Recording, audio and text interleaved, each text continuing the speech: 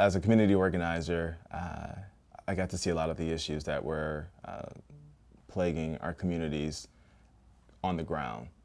What I realized, being in that space, I was very close to the problem, which meant I was even closer to a solution because the people that are there know better than anybody what's needed to help change the systems that are adversely impacting them. This session is for you, the community organizer, the philanthropist, the government official who is driving change, for council members, for mayors.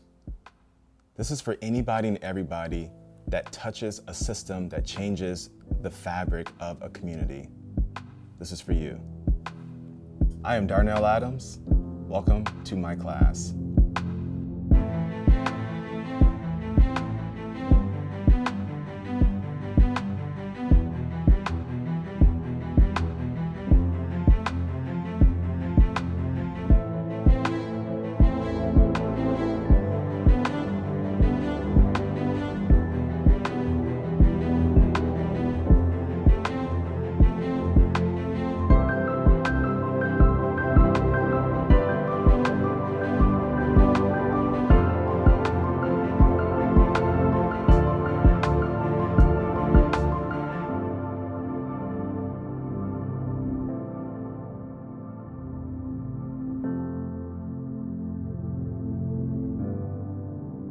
Today, you're going to learn about equitable development. Within equitable development, you'll hear about participatory budgeting. You will hear about inclusive planning and implementation. You will hear about working closely with the community and why it's important to work closely with the community.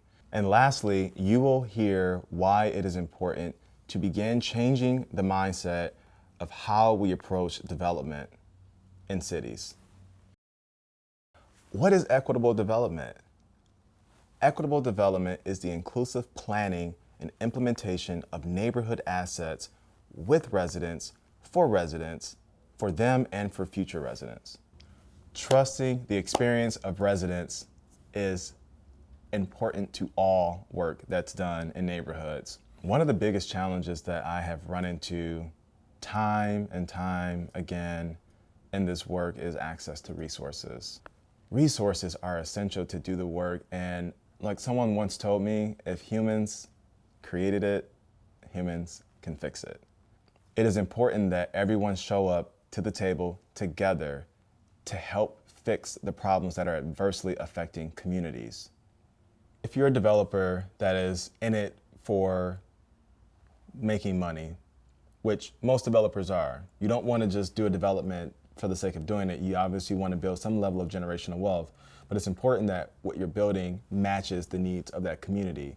So if your idea is that you want to come in and put in 100% market rate units, or you want to develop brand new market rate houses through infill in a community, that might pose as a significant issue, and you may want to relocate that project to a different footprint in the city that really needs that level of investment.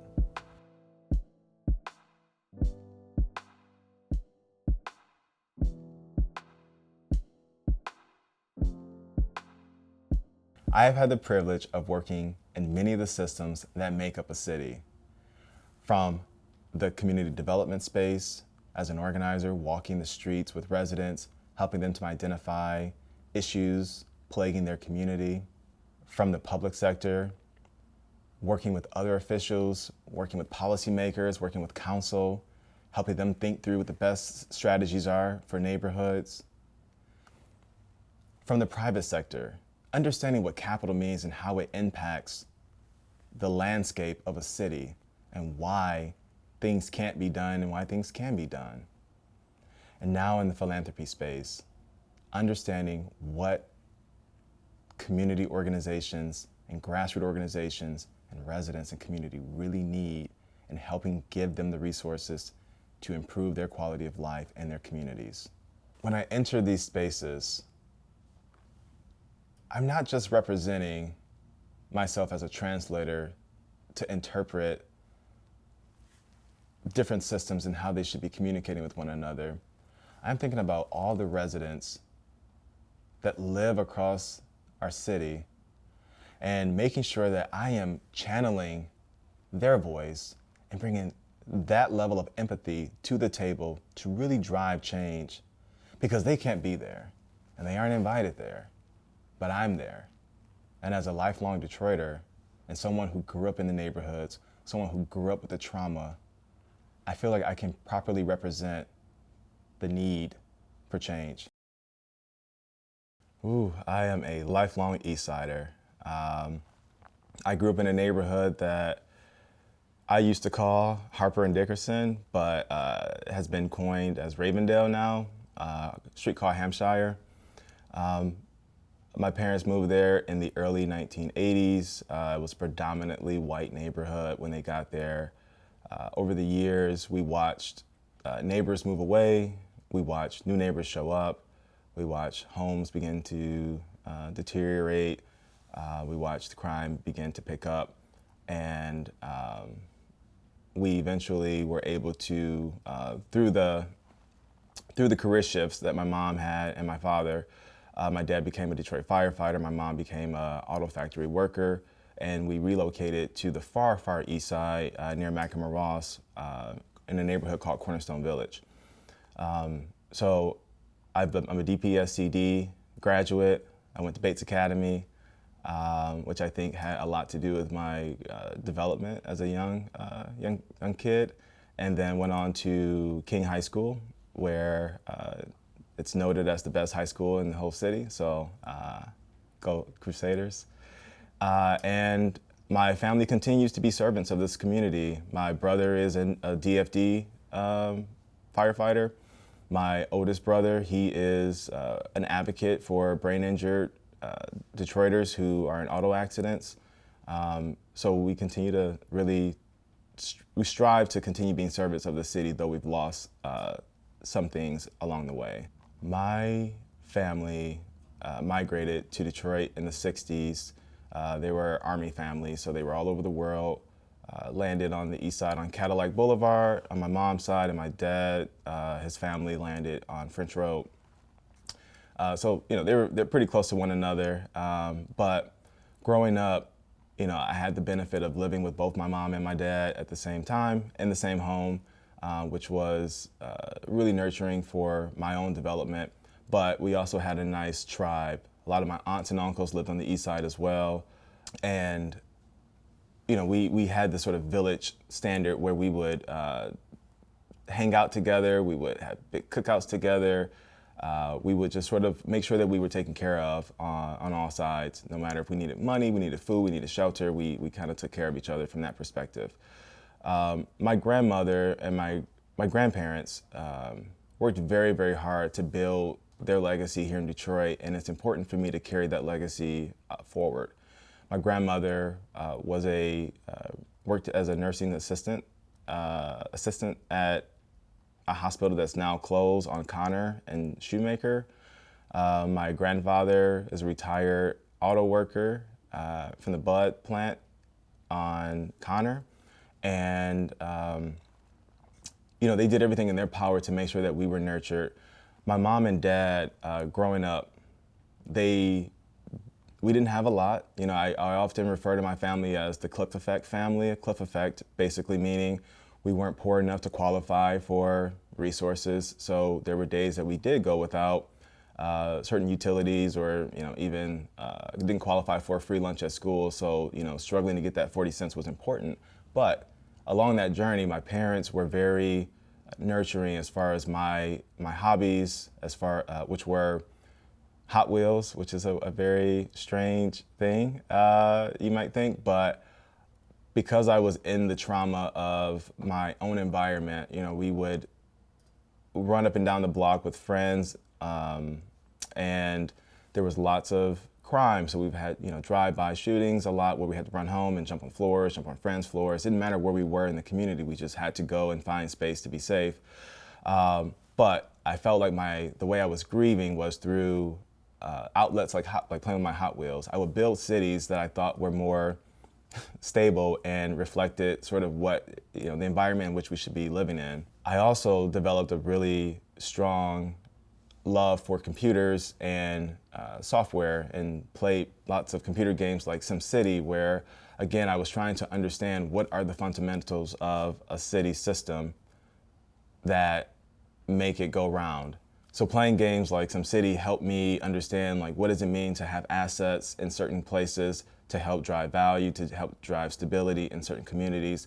What does it mean to have a budget? What does it mean to zone things a certain kind of way? How does zoning affect communities that are adjacent, traffic, etc.? Point being, my family was very good about nurturing those interests, though we didn't have a lot. I decided that one day I would become the mayor of the city and fix all the problems that I've seen plaguing my community, knowing that other communities were not immune to what I was experiencing as well. So this was not an isolated issue. This was happening on a larger scale.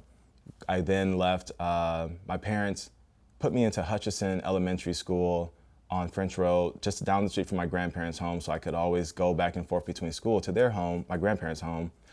And I learned this story very recently from my mom, but she said that the teachers there thought that I needed to be placed in a different school, and so they said I should take the test to get into Bates Academy, and that's what happened. Unfortunately, with all the issues happening with DPS, CD at that time, the buses that were going from the east side to the west side started to only go within a 2-mile radius of a school. And so my mom and dad, again, on this cliff effect, experiencing the cliff effect, they could not afford to continue paying for gas for me to travel with another neighbor to and from school across the city. So I was able to experience 5 great years at Bates, where I learned a lot around just education. We were taught on different grade level, 1 or 2 grade levels ahead of where we actually were. I learned to speak very, very well at Bates Academy, and that's something that I was very prideful of until I went back to the east side and went to Chandler Park Academy. There, I would get teased about how I spoke. People thought that I was from the suburbs. It was a very interesting experience, and I decided to start dumbing things down. My grandmother was very instrumental in supporting and nurturing the sort of the molding of where I was going in life, and told me like you should always make sure that you learn how to speak. It is essential that people respect you. Don't worry about what others say about you. Mind yours. And when you think about the term like mind yours and like don't worry about others, for me it always felt more negative. But what she was really saying is like, no, just worry about you and don't worry about what others think. And I really appreciated that. Went on to Chandler Park, graduated, went to King High School, where I was a swimmer, a track runner, an athlete, all-around athlete. I went to college at Michigan State University. While also at Michigan State, I did some study abroad traveling, and I also attended the Universität of Dortmund over in Dusseldorf, Germany, studying urban planning from a European lens, which was really interesting. The way that America functions compared to European nations is significantly different. At Michigan State, I started in pre-law because my mom and dad really thought that I was going to be their judge kid. I'm not sure why they thought that, but that was their thought. My passion was really rooted in helping Detroit be great. Detroit has such amazing social cohesion, social fabric. All I wanted to do is really just help stabilize and repair a lot of the systems that were affecting it adversely. So I then pivoted in my sophomore year of college and found urban and regional planning, and Dr. June Thomas, who's now at U of M, University of Michigan, was the head at Michigan State University. And so I got to meet her. She's Black. I got to see myself, and someone else in that space, and it really motivated me to dive deep into urban planning.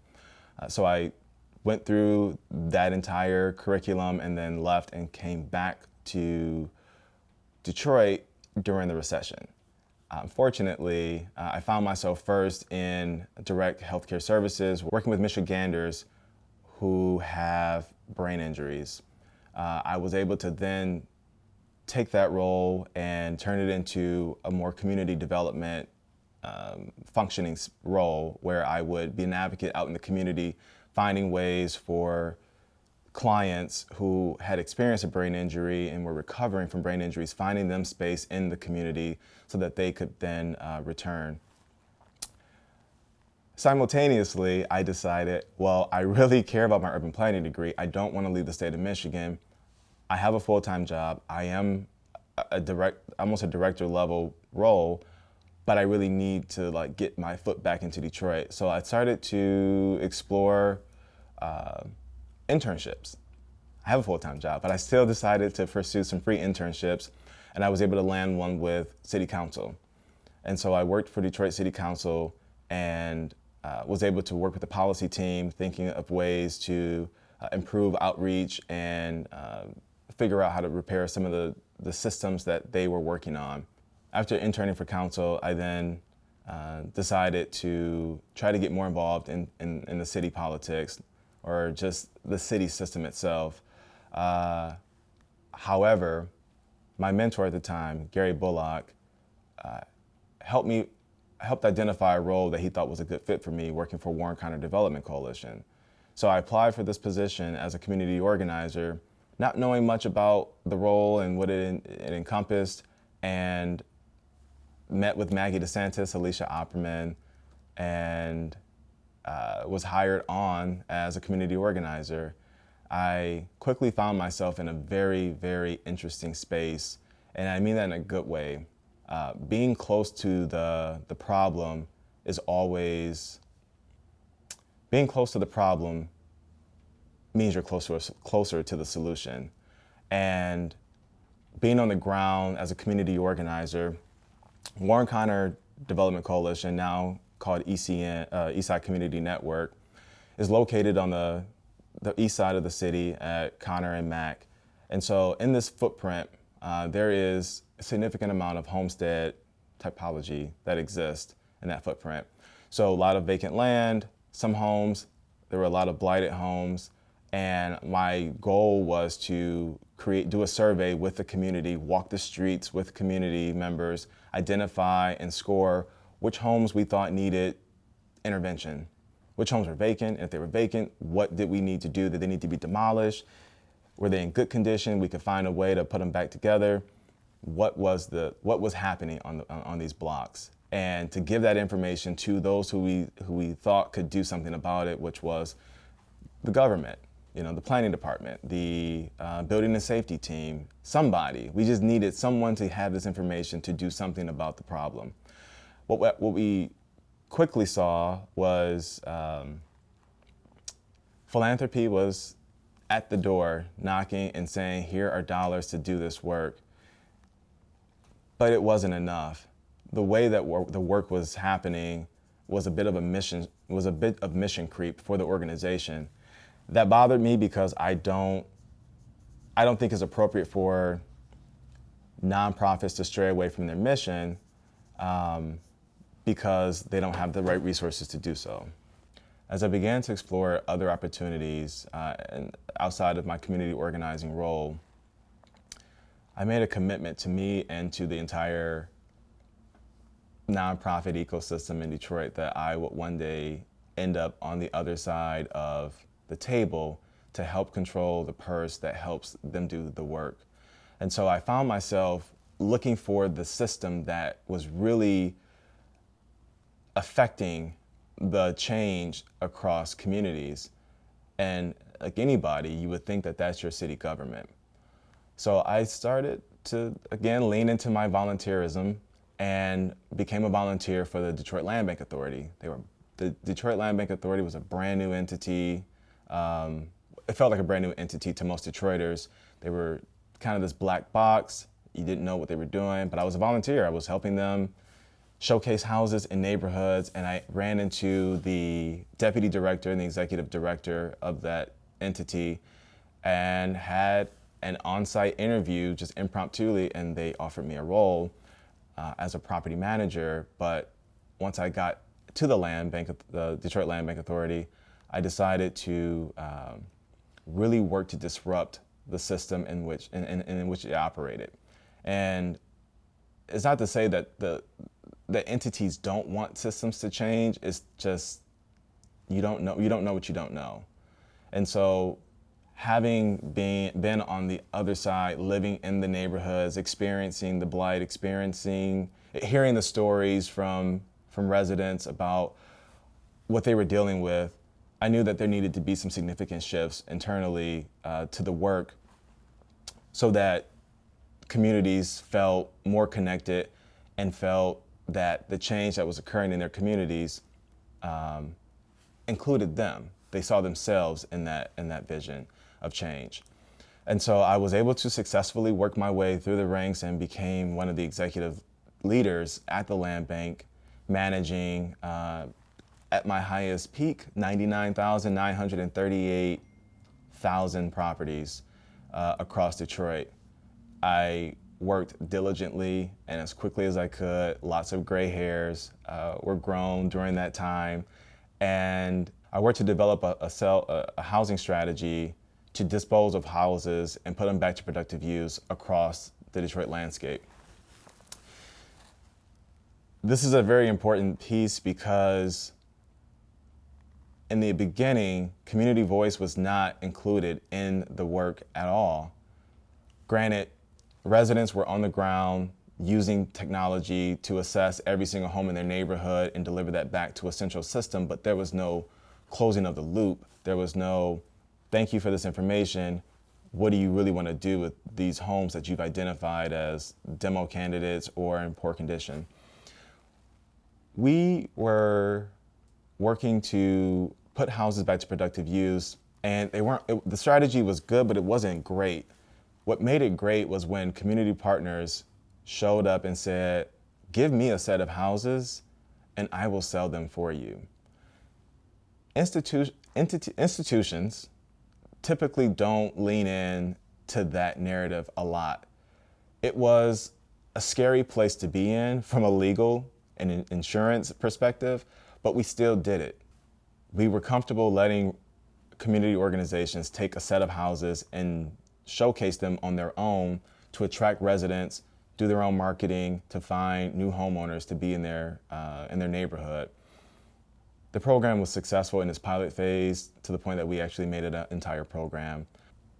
Large-scale projects are happening across many cities.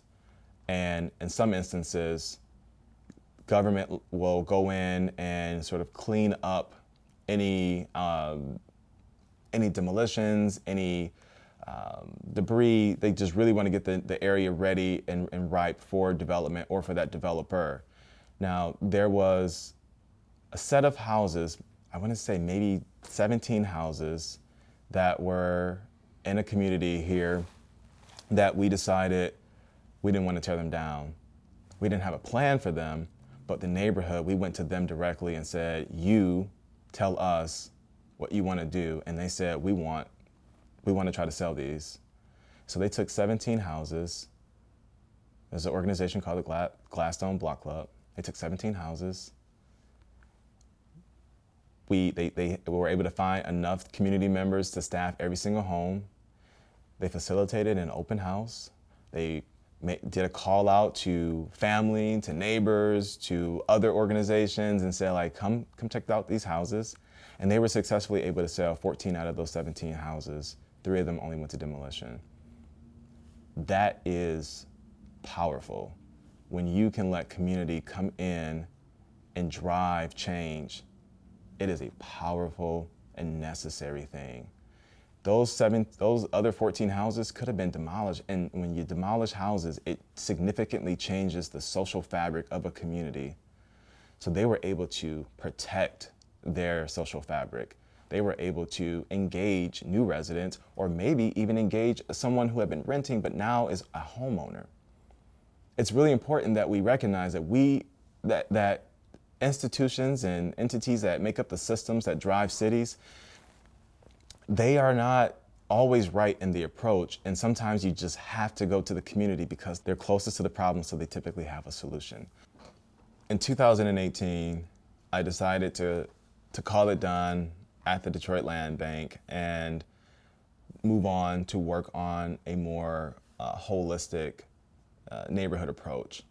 And what that meant is as I was leaving the land bank, I watched values across the city begin to rise. And that was important, but there were also big elements missing when it came to those values rising. There were no places for businesses to start, to grow, places for people to eat, to play, to live. And so I thought it was important that I continue driving the work that I've already started at the Detroit Land Bank Authority and through my community development work with Warren Connor.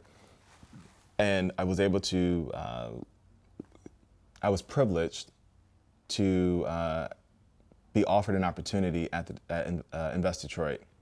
Invest Detroit is working through a private-public philanthropic partnership to attract millions of dollars to preserve affordable housing, to create new housing strategies, to focus on streetscape improvements, commercial corridor development, and of course, parks, recreation in these communities.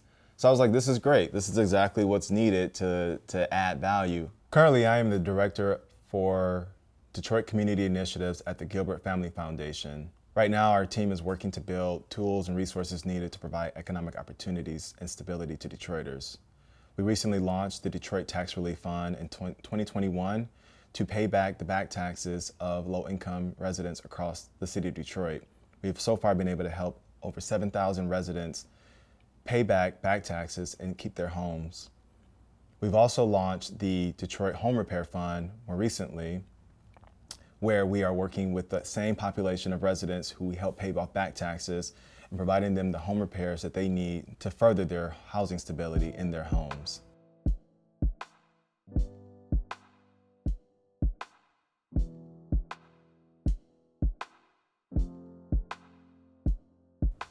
Do you know why it's important to own the land in your neighborhood or your community? It gives you and your community, your other stakeholders, the advantage of developing that space into what you want it to become. Too often, we're watching investors from all over the world come into our American cities, in our urban cores, in our neighborhoods, and buy up land, hold and sit on them, paying barely any taxes, and literally doing nothing to help the community. I work directly with an organization that works diligently to make sure that community members know about opportunities to own land in their neighborhood. They talk to every single business up and down the corridor consistently to understand what's happening with the land in that neighborhood, so that when an opportunity presents itself, when someone says, I'm ready to bow out, or I'm gonna lose this property to foreclosure of some sort, whether it's taxes or mortgage, they're building a pipeline of future developers, future business owners that will forever have an imprint on that community. And when you think about it from that perspective, of course someone who's coming in to do development is gonna be cognizant of their neighborhood because they live there and they know the people that do live there. They're gonna make sure that they're communicating more effectively than a traditional developer who comes in from the outside with their community, because they understand what it means to build something in the neighborhoods where they live.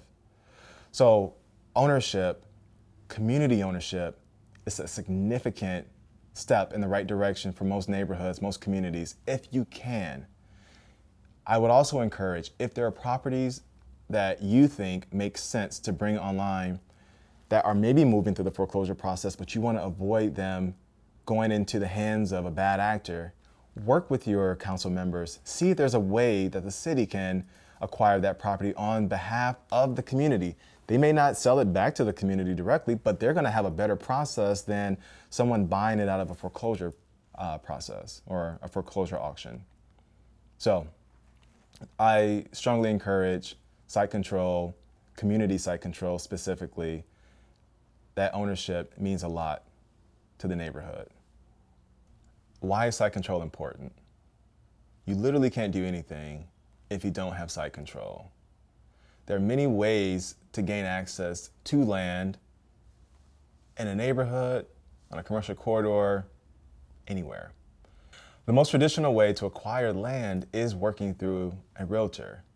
However, in many cases, in a lot of our American cities, we're seeing a substantial amount of publicly owned land piling up at the government level. It is a cumbersome process for some, but it doesn't always have to be. Land banks are standing up all over the nation. Not every land bank has the same power as others, and that's okay. If you identify a publicly owned parcel that you want to acquire, there are many things that you can do. You can, again, work directly with a realtor, or you can also go to a city county official, the mayor's office. There are other places to inquire about a publicly owned property. There are things that you need to do once you acquire a property, though. Here in the state of Michigan, when you acquire a property, it is important, especially commercial owned properties, it is important that you do all of the due diligence in the first 45 days of ownership. That means you're doing an environmental analysis. In order to do that, you got to pull out the good old iPhone or Android and, again, Google where are the environmental agencies in your footprint. This is a lengthy process at times, and it can be an expensive process too. Environmental companies will come out, they will test the soil, they will test the building to make sure that it is a safe place to operate. After you've gone through your environmental work, you want to make sure you know what you're buying. So you want to do a survey. A surveyor, same process. You want to either work directly with your realtor, or you want to work directly with a government agency to identify, potential sources that they work with who can do surveys. When you do a survey, you are literally outlining every single corner that you're purchasing of a parcel. I know personally how important doing surveys are. I'm the board president of an organization that we bought a property, we thought we owned all of it, and failed to realize that we didn't own an entire, like 1/3 of the entire site. That put us in a really awkward space. It took us 2 years to get that property back, and it cost us way more money. It is important that you do your due diligence ahead of time. Title work. Can't say that enough. Title. If you don't get the title work done, you may not be buying anything. You need to work with a reputable title agency to make sure that you are buying the legal description outlined in that deed and that it matches the survey that you have just completed. Those are like the most essential pieces to gaining access to site control. Once you've gained access, once you've acquired the property and done the due diligence, then you're ready to develop. You can go directly to a bank, a CDFI, which is a community development financial institution, if you have one in your community, and start to work on what your project looks like. But I'm gonna stress the importance of community. So if you're starting this process and you've acquired the property and you've gone through the due diligence, you wanna make sure that you're still engaging residents, because there will be a time where you need their input to help you. You're gonna need that abatement that the city offers or the state offers. You're gonna need that zoning change. You're gonna need that liquor license that comes in potentially. There are things that you need them for as much as you need them more than they need you. So it's important to reflect on why and how you want to approach community engagement. Doesn't have to be straight, doesn't have to be perfect, but you just need to make sure that you are keeping residents and other stakeholders, whether it's a business that's adjacent or another development that's happening up and down the street. You want to make sure that you are working closely with anyone in and around your space.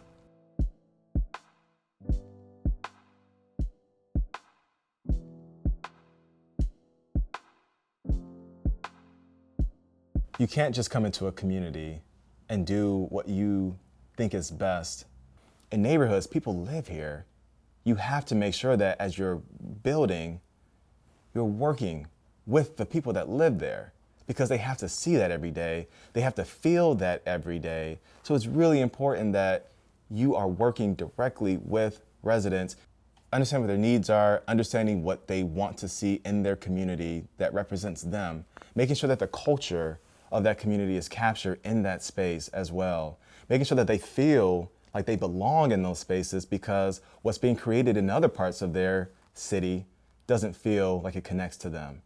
So it's really important that you're not just planting a stake and creating something new that's pretty for a community. Capturing culture and capturing community voice is really important as well. People are already afraid of displacement. They're afraid of gentrification. And if you're not communicating with them about what's going on, that's not okay. They're literally gonna be afraid of what this development might do to their livelihood. Can they be displaced because you're now creating a new asset in their neighborhood that brings value, whether or not you are providing it to be affordable? It's an asset. It brings value. When value shows up, rents go up, property values go up. People are afraid of being displaced. Work with them, talk to them, find space for them. Those are things that you really want to make sure you are critically thinking about when you're entering into communities. The problem with development today in Detroit is that community engagement is not a required component of projects. I think that it is a missed opportunity for developers to show up in communities without engaging them first. Developers oftentimes will show up after the fact, asking for community support, but did not engage community in the scope and vision of that project. By working closely with the community and engaging the community on your projects, you are guaranteed to reap some benefits. Those benefits can include a lot of things, but more specifically, one, you're gonna have an advocate when it comes time to go get approvals for rezoning, even for when you cut the ribbon successfully on your project. They will patronize that space. They will show up there. They will recommend friends and other businesses that might be able to support your retail spaces, your retail bays. It's important to know what the community needs as well. So having their voice and their vision incorporated into your development is really important from the start, not after, but from the start.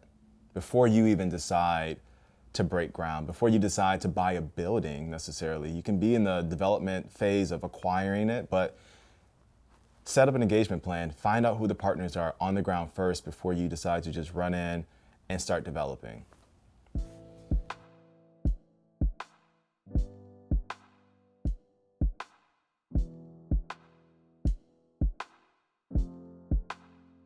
So why is requiring community engagement important in development?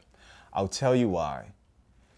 When you're doing development, you want to make sure that you're not just dropping your flag into a neighborhood. You want to make sure you're working directly with residents. And there are many ways that you can approach community engagement. You could work directly with a nonprofit organization in the community.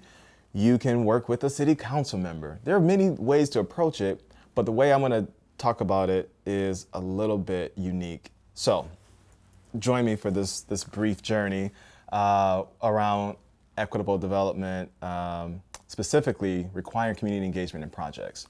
So in 2018, I was able to secure a property on behalf of Invest Detroit, an organization that I worked for, to then give back to a developer to develop and also build generational wealth.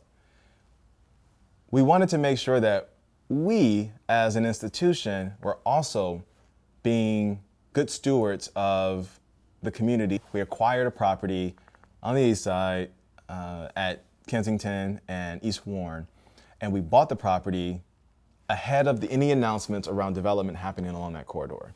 We did that because we wanted to do two things. One, wanted to make sure that the property didn't spike in price because of a announcement. And two, we wanted to do all the due diligence for a future Black developer. We're really intentional about working with Black developers because what we were witnessing is that there are many white developers working throughout the city, but not as many Black developers. So we took this as an opportunity to build generational wealth for a developer who was from the city. We wanted to make sure that the community's voice and the community's vision were also incorporated in this development. So what we did is, after acquiring the building and working with the neighborhood organization to identify that property as an asset, that is a very important piece. If you are working to develop anything in any neighborhood, you want to work closely with the neighborhood organizations that represent either the commercial corridor, that represent businesses, that represent the residents, because not all of those entities will exist in a neighborhood. So you just want to find at least a representative organization of the people of that community and work directly with them to advocate on your behalf with residents to find where those assets are, because they may not know as well, but they can at least get to the people and ask the people what they think makes sense for them. So moving along, we put out a request for proposal for this property, and we attracted a developer to the site. When we did the informational session for this property, not only did we invite the developers, but we invited the business owners, like not even local, like just the whole city. Anybody that wanted to be involved, show up, learn more about what we're doing over here. Any developer, show up, but especially we wanted the community. So if you want the community to be at the table in those spaces, again, you need to make sure you're working directly with those organizations that represent the community, the folks that live in the neighborhoods. You want to make sure you're working with them to make sure that people are showing up at these events. We also had to feed people. We made sure that we were not just buying a national chain of food. We went into the neighborhood and discovered where do residents eat at here. So when you're holding an informational session, there are a couple of things that you want to be aware of. First, do not have a meeting at 3 o'clock in the afternoon or 4 o'clock or 5. People have jobs. You want to make sure that you are being thoughtful about schedules. Developers, business owners, especially them too, right? Like developers and businesses, they have to operate. And especially residents, like if you want them to show up, they need to also have time to get from work, pick up their kids, maybe start dinner. So looking at times of 6 o'clock, 7 o'clock p.m., while it may seem late to you, that's probably the most appropriate time for them, because you're not going to get real engagement if the people that you want involved aren't present. There are ways that you can continue engaging residents. You know, you can do a texting chain, you can do emails, but even still, I don't open up all my emails. But maybe I'll respond to a text message. The point I'm getting at is you really want people at the table to have these conversations with you and whatever prospective developers are coming into that neighborhood. So think hard about when and where you are having community events. And why I say where, you want to make sure that the venue in which you're working in has the capacity for everyone to be present. When we held this informational, we invited everyone. We were strategic in making sure that everyone knew who everyone was, except for the city, which, you know, hindsight, I should have thought more about that. But basically, we had a badge for residents. Like residents wore a very specific badge that said resident so that people knew who they were. Business owners wore a badge that said business owner. And developers wore a badge that said developer. What we didn't have are badges for our municipal partners, but we had people in the same space from government, high government, from the private sector, at the top of the private sector in some of their institutions, and community, business owners, and developers all in one space, listening to a process that will impact that neighborhood, watching them organically have conversations and share thoughts and ideas about what they envision in that space. It was powerful. I'm literally getting chills right now. It was a powerful experience to watch all of that happening, and while also eating over some good food. Good food isn't really important. So after the informational session was concluded, some residents and developers and business owners had exchanged information, exchanged cards. Even the municipal partners from the city We're also exchanging information, learning more about other developments and developers and what their needs are. It just became this weird but positive experience that allowed for people to access one another when they otherwise wouldn't, because it's not how we act on a day-to-day basis. So it was just a really exciting opportunity to watch that dynamic play out in a neighborhood on the east side of the city. It's beautiful. After the informational session concluded, we wanted to continue staying engaged with the community. And so we had to do a lot of work in order to keep the consistency of engaging the community when we went back to the office. We made sure that we stayed in close contact with the main point of contact, the nonprofit along that corridor. And we said to them, because again, the main organization that you're working with likely has the contact information for everyone else that you're looking for. And so you can work with them to build a coalition of residents and businesses and other nonprofit partners in that area around a single project. Some may think that that's just way too much, but it really isn't. It's almost essential. Many neighborhoods have seen so much disinvestment that there is a lot of distrust in development happening in their neighborhoods. Gentrification is a real thing, and it is important that you show up and show them that you are not here to gentrify them out of their neighborhood. You're here to be a partner, a collaborator, and work with them to envision a project that meets their needs as well. This process is important. And I understand, as a developer or even as a city official or someone working in this policy space, it can be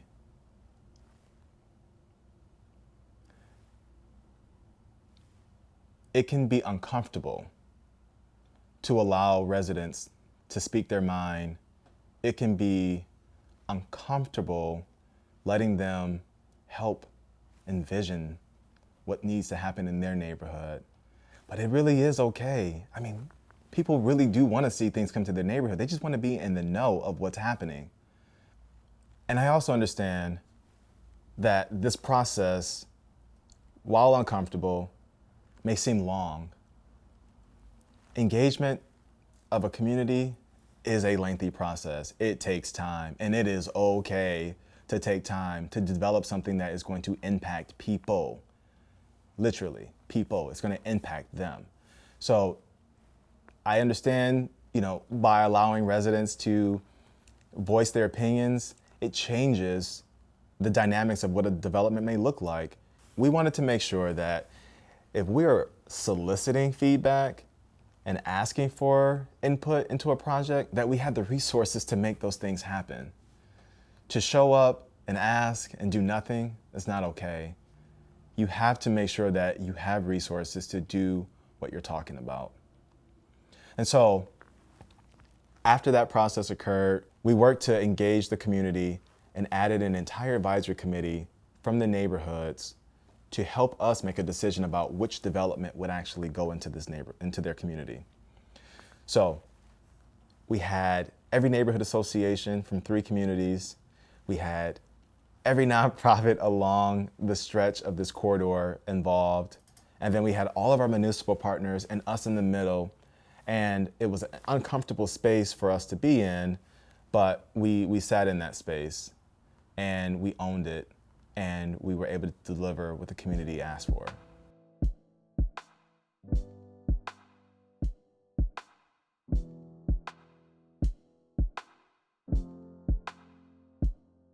Trusting the experience of residents is important to all work that's done in neighborhoods.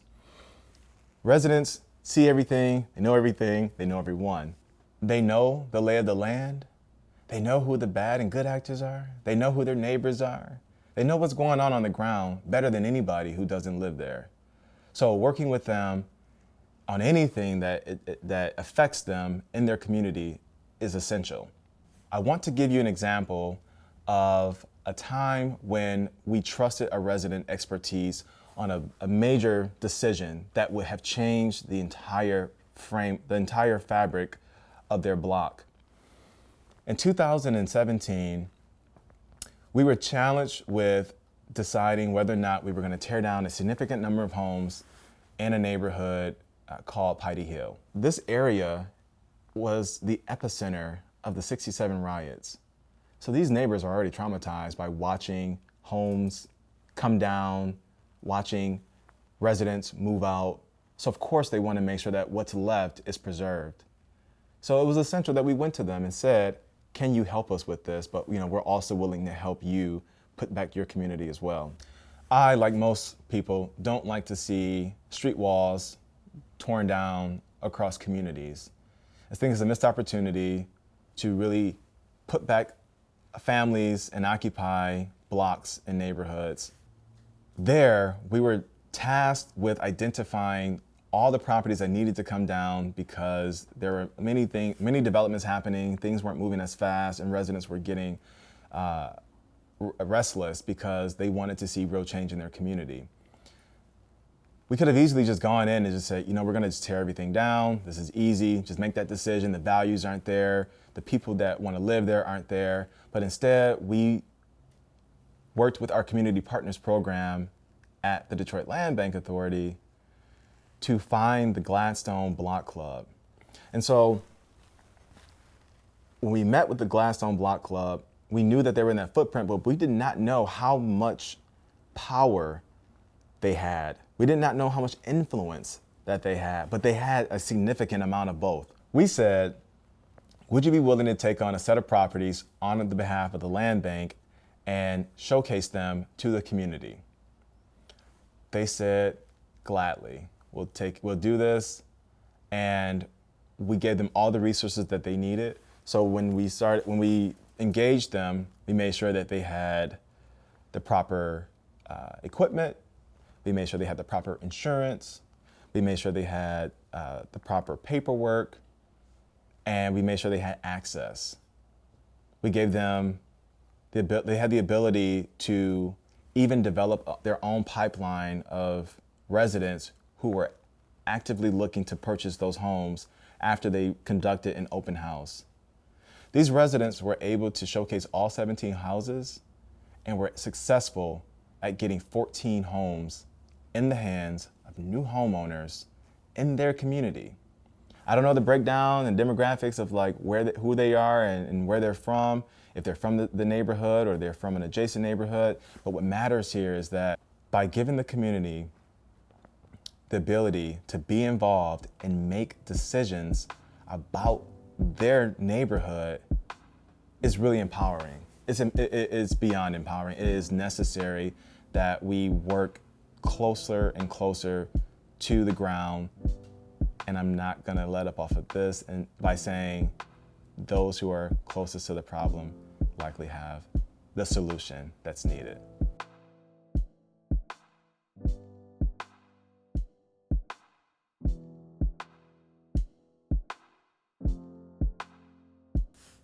All right, I am going to teach you about why participatory budgeting is important in communities and how you might be able to do that in your community. Participatory budgeting is the process of providing, in this example, providing capital to a community and asking that community to work collectively to find an investment to put in their neighborhood. In my work, there was a project in Southwest Detroit. It's a large community in the southwest side of the city where we had a $250,000 grant that we wanted to give to the community, but we wanted the community to figure out what they wanted to do with those dollars. And so instead of just saying, here are the prescribed options that you can choose from to put into your community, we said, all right, who are the players and how do we get you to the table to collectively work through an idea that will then go and translate into their community? So when you're scanning the geography of a community, you want to make sure you're capturing as many people as you can. It's important to take a look at the demographic breakdown to make sure that you have representation from each of those groups. So if you're looking at just natural census data tracks, you want to make sure that you can see how many kids, how many adults, how many seniors are really represented in that geography, and then work to bring them to the table. So you're gonna have to work closely with community development organizations on the ground, other grassroots organizations, neighborhood associations, block clubs, really get on the ground. You may have to work through a government agency to get access to the information of who is where as far as those block clubs or those community organizations, or you could simply Google it, right? It's not that hard. You can really, it's easy to find people in the 21st century. You want to make sure that as you are working with partners, they are providing you the right feedback, making sure that you're coming in with the right approach. So again, you don't want to be overly aggressive coming in because you have an idea, you have the money to do something for them. You need to make sure that what you're doing is like what they need. So once you've made contact with community members, you want to then start to, you want to make sure that the resources to facilitate dialogue between everyone in the community are there. That means actually having dedicated funds for someone to engage residents consistently.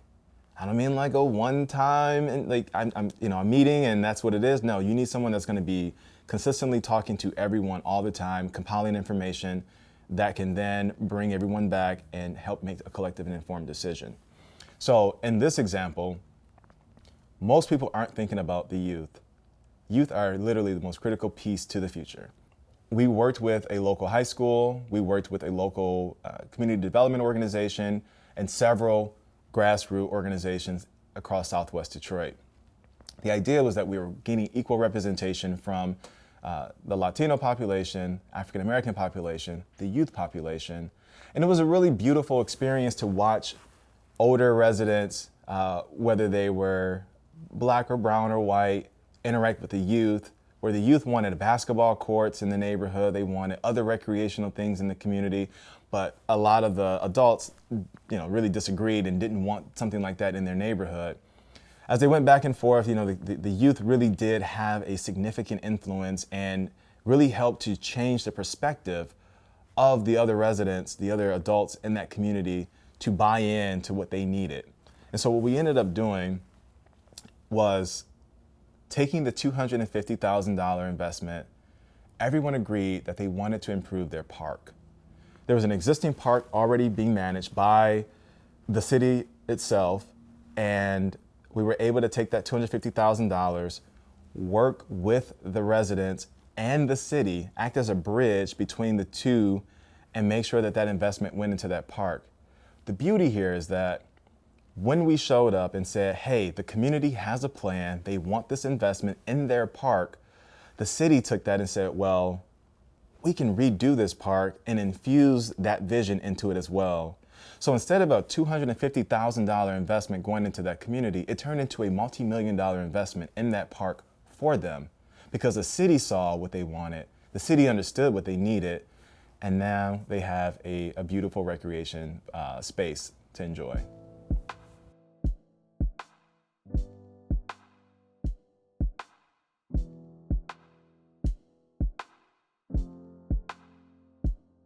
What motivates me in the work that I do and what inspired me to be in this space, there are 4 books that really resonate with me.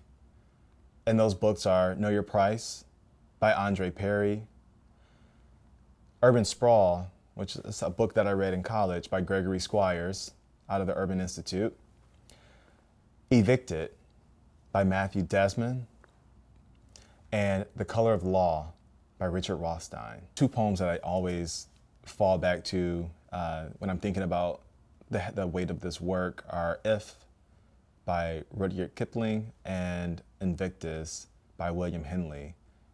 2 poems that really help keep me motivated and keep me from stressing out. I want you to know that changing systems and disrupting systems is not something that can be done overnight. It takes time, it takes patience to get through the evolution of a system. Systems are big, they're messy, and it takes time to retool them to positively impact communities. Patience is really what is needed in this space because to undo the decades of disinvestment that plague so many American cities takes time. Patience is really needed in this space as policies are updated and changed to reflect the needs of community. So I would just say, be patient and know that change can happen. Now that you have acquired a little bit more information around why equitable development is important, I encourage you all to go out and become disruptors in the spaces that you work in so that we may create more equitable neighborhoods and communities across this country. I am excited that you are going to help create a more equitable process for all folks in your community and how you approach the work that you do every single day. Thank you.